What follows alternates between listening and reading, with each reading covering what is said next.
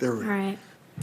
Good morning. Thank you, Chairman Durbin, Ranking Member Grassley, and members of the Judiciary Committee for inviting me to speak today. As most of you are probably aware, I was molested by the U.S. Gymnastics national team and Olympic team doctor, Larry Nassar. And in actuality, he turned out to be more of a pedophile than he was a doctor. What I'm trying to bring to your attention today is something incredibly disturbing and illegal. After telling my entire story of abuse to the FBI in the summer of 2015, not only did the FBI not report my abuse, but when they eventually documented my report 17 months later, they made entirely false claims about what I said. After reading the Office of Inspector General's OIG report, I was shocked and deeply disappointed at this narrative they chose to fabricate. They chose to lie about what I said and protect a serial child molester rather than protect not only me, but countless others. My story is one in which Special Agent in Charge Jay Abbott and his subordinates did not want you to hear, and it's time that I tell you. In the summer of 2015, like I said, I was scheduled to speak to the FBI about my abuse with Larry Nassar over the phone. I was too sick to go meet with anyone in person, and talking about this abuse would give me PTSD for days. But I chose to speak about it to try and make a difference and protect others. I remember sitting on my bedroom floor for nearly 3 hours as I told them what happened to me. I hadn't even told my own mother about these facts, but I thought as uncomfortable and as hard as it was to tell my story, I was going to make a difference and hopefully protecting others from the same abuse.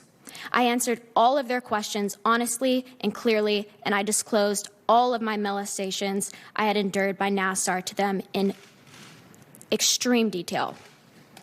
They told me to start from the beginning. I told them about the sport of gymnastics, how you make the national team, and how I came to meet Larry Nassar when I was 13 at a Texas camp. I told him that the first thing Larry Nassar ever said to me was to change into shorts with no underwear because that would make it easier for him to work on me. And within minutes, he had his fingers in my vagina. The FBI then immediately asked, "Did he insert his fingers into your rectum?"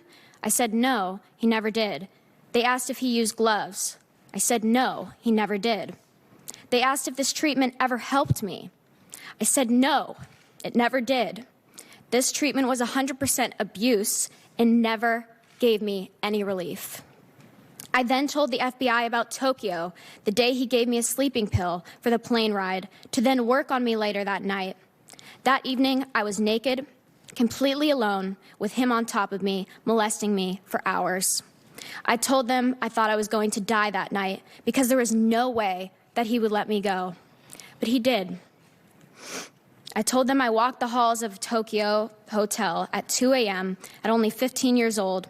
I began crying at the memory over the phone, and there was just dead silence.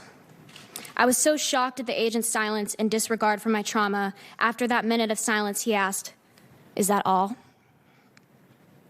Those words in itself was one of the worst moments of this entire process for me. To have my abuse be minimized and disregarded by the people who were supposed to protect me, just to feel like my abuse was not enough. But the truth is, my abuse was enough, and they wanted to cover it up. USA Gymnastics, in concert with the FBI and the Olympic Committee, were working together to conceal that Larry Nassar was a predator. I then proceeded to tell them about London, and how he'd sign me up last on his sheet so he could molest me for hours twice a day.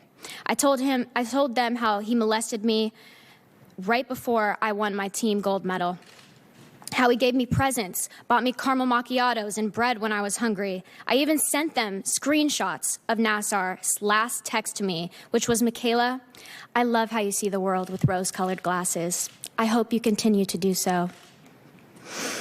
This was very clear cookie-cutter pedophilia and abuse. And this is important because I told the FBI all of this, and they chose to falsify my report and to not only minimize my abuse, but silence me yet again.